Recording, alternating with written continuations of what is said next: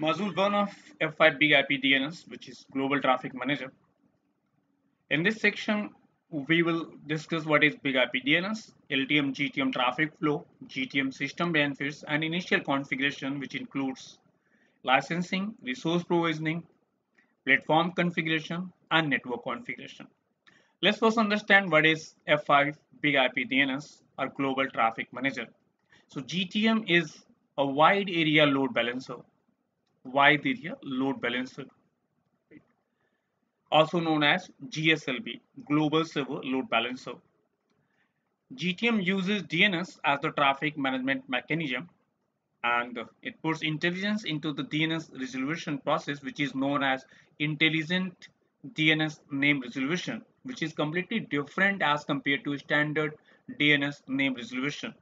In standard DNS name resolution, there is no intelligence, there is no health monitoring. Big IP DNS resolves DNS queries to the best IP address associated with the AR host request, monitors site availability and performance. So it's another good feature of Big IP DNS. The GTM can be a standalone product or it can be add-on on module on Big IP hardware platforms or virtual editions. Okay. So before I just discussed this LTM DNS integration or traffic flow, let's first understand like standard DNS name resolution. So let me explain standard DNS name resolution and then I will discuss about this LTM DNS traffic flow.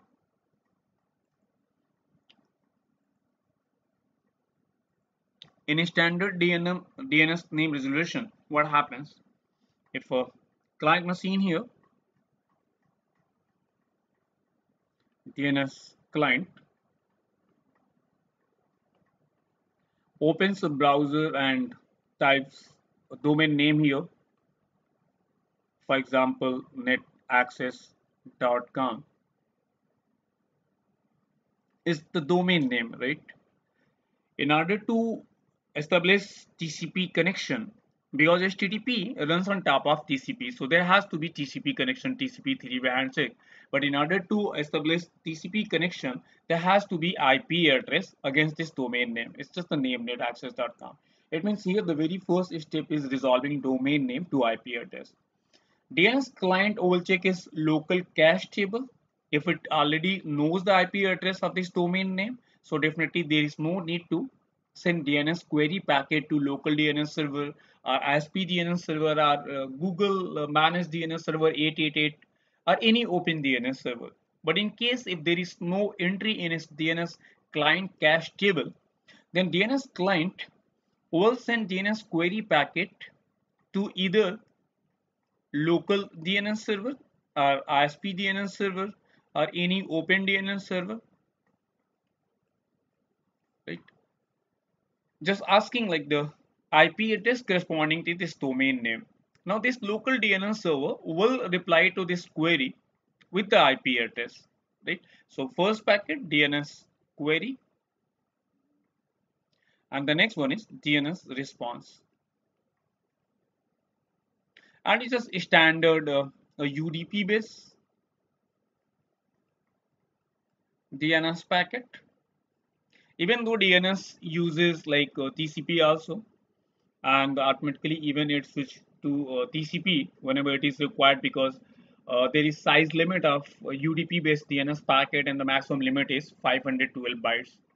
So if the data size like DNS data packet size exceeds 512 bytes, then TCP is used. TCP and the same port number, that is standard port number 53. So basically DNS uses both TCP and UDP 53. And this local DNS server, or ASP DNS server, or Open DNS server may or may not have the IP address of this netaccess.com, right? If already the name has been resolved earlier, then maybe like the IP address will be in a cache table in case if local DNS server doesn't know the IP address of netaccess.com. So at somehow this local DNS server will resolve this domain name to IP address, like forwarding this query packet to first root DNS server. Root DNS server will provide referral to authoritative DNS server of top level domain, then another query to TLDs, and then authoritative name server of that specific domain or zone, which is netaccess.com. So the name server responsible to manage this domain will provide the final answer, and then the answer of the response packet will be provided to the DNS client. So it's just a standard DNS name resolution process. But what are the limitations of this name resolution? Limitations, like, so any DNS server, even in case if in the standard DNS resolution, if we create multiple record here, like www.nettechcloud.com, if I create multiple records here, www like 111 or maybe 222, same domain name, like the domain is nettechcloud.com and this host name is www, and FQDN, which is fully qualified domain name, is www.nettechcloud.com. So in a standard DNS resolution, maximum we can from the load perspective, from the load balancing perspective, we can configure here round robin. So in a standard DNS, there is option, there is a feature which is known as round robin, and I will explain about this DNS operation in the next section. In fact, not in this one, it's very the like first module. So in the next one, I will explain about this DNS operation in detail, and even I will give you a small demonstration how to configure DNS, how to do the load balancing by enabling round robin feature on standard DNS server.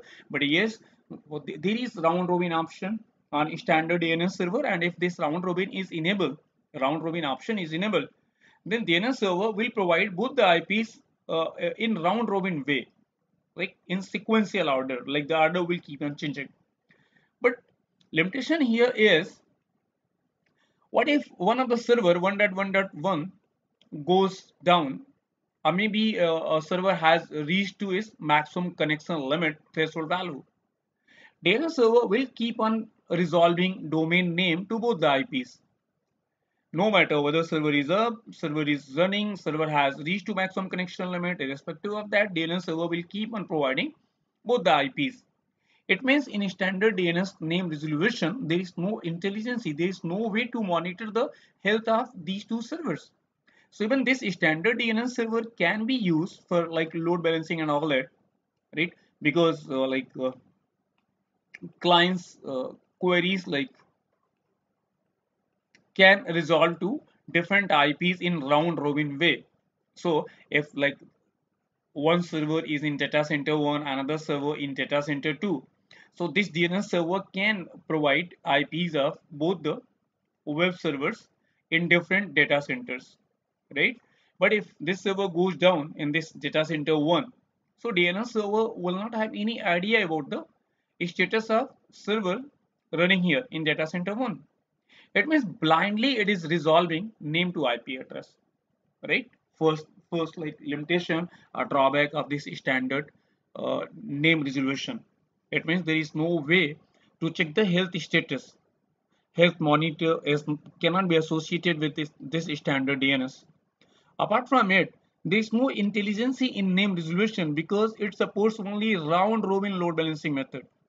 What if we want name resolution to be done on the basis of geolocation, or maybe a round trip timer, or hop count, or some other dynamic methods? So that is not possible, right? So there are too many limitations of this standard DNS name resolution.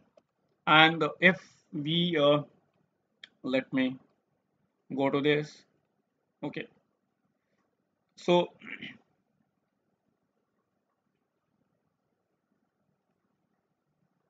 monitors site availability and performance, like it is possible with the GTM. The GTM can be a standalone and be a big IP DNS resolve DNS queries to the best IP address associated with the A record, and the best IP address is determined on the basis of load balancing method configured by the administrator. We as an administrator configure the load balancing method, and it's supposed like static load balancing methods, dynamic load balancing method, and we will discuss them in detail. In fact, static and dynamic load balancing method, even persistence connection, the same like what we had in LTM, like cookie persistence or source address persistence. So here also like there is global availability, static persistence, dynamic persistence. So for a stateful application, we can configure persistence load balancing here, right? And this GTM and LTM integration, if we talk about the integration between LTM and GTM, so DNS, or which is uh, GTM, is integrated with both the LTM here, right? And like this one, or maybe this also. Right? So there is integration of DNS with the LTM. So what happens whenever any client, a user, wants the IP address against any domain name, so the query will first goes to DNS server, right? The query like this query like netaccess.com will go to the DNS server, this GTM in fact, right? Or maybe another GTM system. There can be more than one GTM system, and even there can be only one GTM system, right? Here like there is a concept of synchronization group. So there can be more than one GTM system, and even they both can share the same IP address. And I will explain later on like how this can be possible, and it is possible with the help of Anycast routing, Anycast BGP routing, like one to nearest sort of thing. And you must have noticed that Google DNS server IP is 8.8.8.8, right? But is that mean like there is only one physical server with 888 IP address? No, there will be too many physical servers. They all share same IP address. It's known as Anycast routing, one to nearest. So I'm sitting here like in India. So like my request will be served by the uh, like DNS server with the same IP closest to me, closest to my region, my locality, right? So that's the same concept like what we will apply here to the GTM system, which is technically known as Anycast listener. Later on, I will explain about listener, Anycast listener. But yes, there can be more than one GTM system, right? Because GTM rule is what? Client requests DNS query will be forwarded to GTM system, nearest GTM system, and GTM system or this DNS will provide IP address, the best IP address of the domain name. That's it. Its role is done now. So GTM role is just to provide IP address. That's it. Client traffic will not flow through the GTM system because it's not LTM, it's GTM. Now, what would be the criteria, like on what criteria, on what basis this DNS will resolve a best I will provide best IP address to the client. So basically GTM system is integrated with the LTM. If there are two LTM systems, they both will be integrated with this GTM system. And here like on GTM there is a service or daemon GTMD here. So basically it interacts with another daemon which is big 3D running on like LTM systems, and the communication protocol here uses iQuery. We will like look at iQuery integration and everything, TCP 4353. So with the help of this iQuery and for non-FI based servers, another protocol which is SNMP, Simple Network Management Protocol. So basically GTM will retrieve information about all data centers, right? So now this GTM will have complete idea about data center 1 and data center 2. So in data center 1 there is one LTM, data center 2 there is another LTM. So if client requests DNS query reaches here to the DNS system. Now DNS server will provide either IP address of data center 1 virtual server or IP address of data center 2 virtual server. And that depends like what load balancing method we have configured here, right? What load balancing method, whether it is like geo IP location based or topology based, round trip timer, hop count, global availability, ratio based, round robin. There are too many load balancing method that can be configured, load balancing method will be configured here on the GTM system. So on the basis of that configured load balancing method, DNS will provide IP address to the client, either this 10.5.5 or a virtual server IP address here, like maybe 10.6.6.6, for example. Once client machine obtains IP address, which is basically virtual server IP address, not like a backend server IP, because backend server IPs are real IPs, will never be known to the internet users or clients. So now the DNS role is done now. Now this computer will initiate TCP connection to the virtual server, right? And once TCP connection is established with the virtual server, then now this LTM will take care of local traffic management then. Whether client request will be directed to server 1, server 2 or server 3, the job will be done by the LTM system. GTM role is done. GTM role is just to provide the IP address of virtual server, either like data center 1 virtual server or data center 2 virtual server.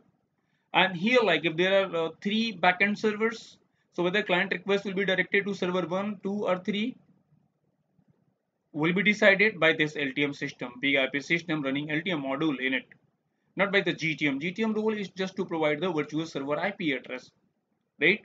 But yes, there is intelligence here, because what happens if, like, let's say data center 1 is unavailable, this LTM is not operational here.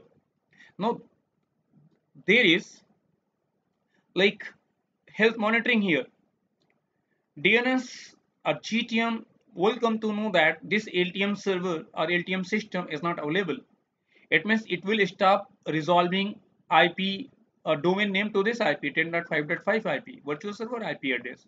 Why? Because now it is known to the GTM system, right?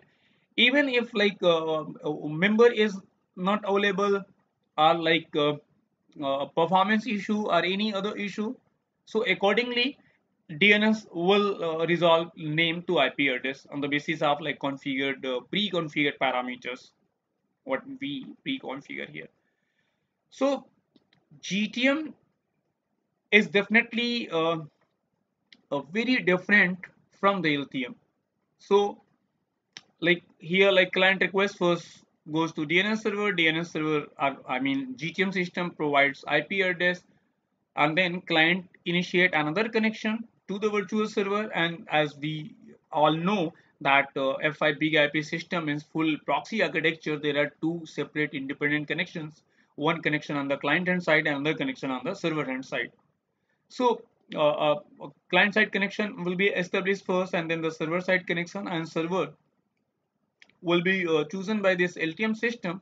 And of course, first criteria is availability of backend server, and the next one is load balancing method, configured load balancing method. So there is a tight, they both are like GTM and LTM, they are tightly integrated with each other. And it's like whenever we just start configuring GTM system, so this is the very first step what is required here.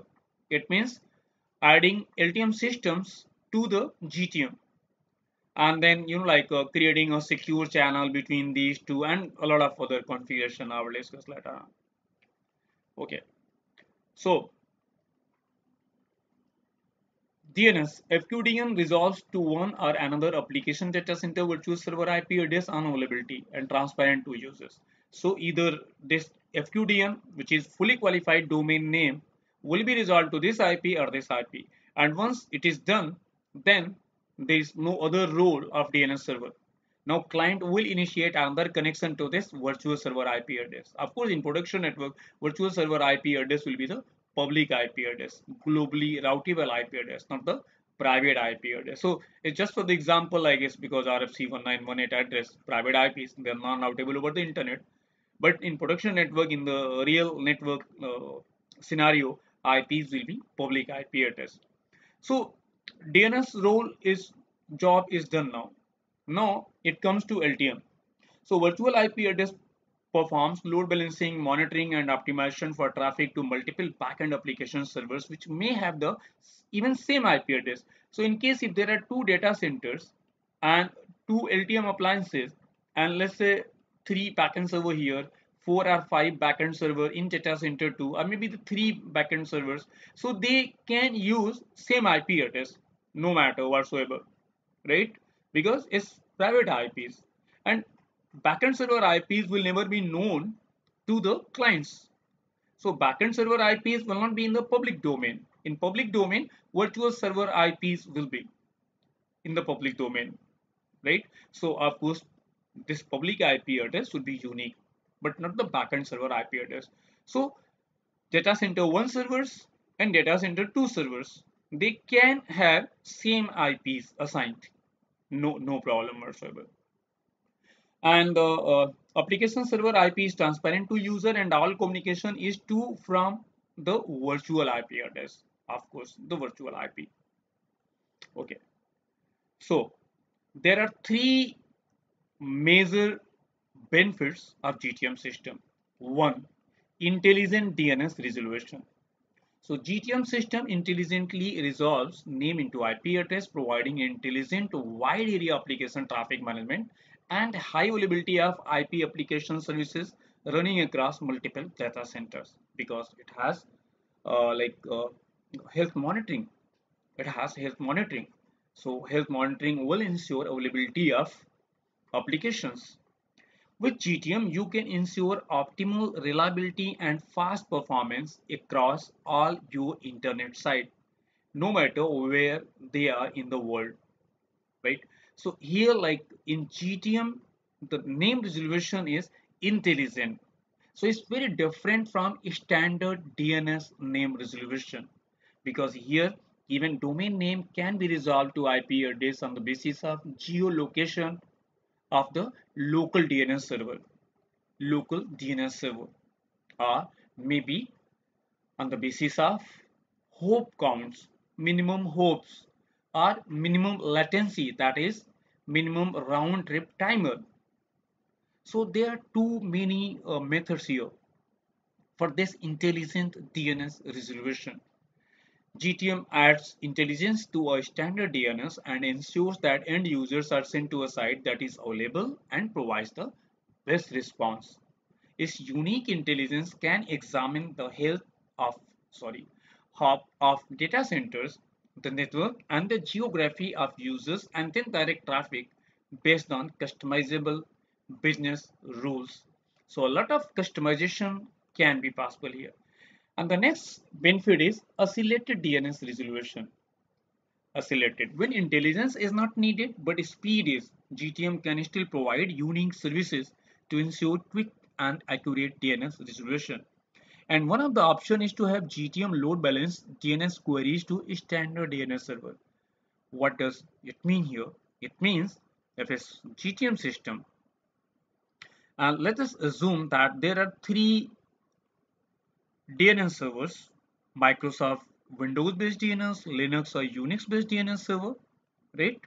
They all are capable of resolving domain name to IP address. But what we want like that client queries should be load balanced across three DNS servers. So what we can do, we can create a pool of DNS servers, and this pool can be associated with the listener object. Listener object is same as like the virtual server object what we create in LTM. So listener object can be associated with a pool of DNS server, so that client DNS queries can be load balanced across three backend servers. So this can also be possible. Another good option here is DNS Express. So DNS Express is something like, if there is a primary DNS server which has a read and write copy of the June database. So copy of this database can be transferred to the GTM system. So all DNS queries will be resolved by this GTM system rather than forwarding DNS queries to backend DNS server. So it is protected even, right? It is protected from any distributed denial of service attack, and even this DNS Express engine running on GTM system is very fast as compared to standard DNS server. Approximately, it can resolve 250,000 queries per second. So it is very fast and is authoritative DNS server in fact, because it will have uh, DNS June database copy. So the June database, I mean like the database, DNS database will be replicated to the GTM system. First time like the complete database AXFR, and then after only the incremental. It means the changes, whatever changes would be made here and would be done on the backend DNS server, those changes will get reflected to the standard GTM system running DNS Express. So DNS Express is another good feature provided by this F5 big IP DNS, and DNS Express is also known as oscillated DNS resolution. Even there is DNS caching option. Caching, it means this GTM system can like be configured as a local DNS system.